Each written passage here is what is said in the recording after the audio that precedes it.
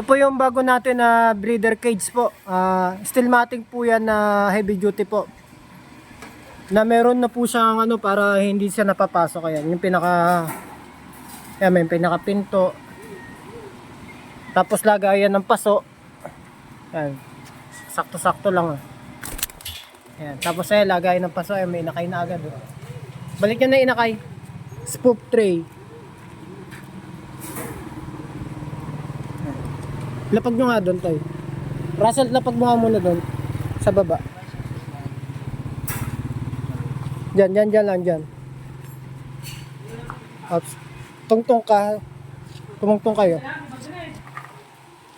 Tungtong ka, Russell. Doon sa ano. Gitna. Doon sa gitna, bandang gitna. Ayan, ayan.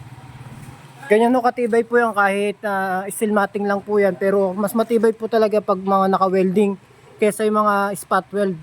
Pag spot weld po kasi medyo mahuna yung welding, hindi kagaya talaga ng art na welding. Okay na, baba na kayo. Ganda ng pa ako sa video.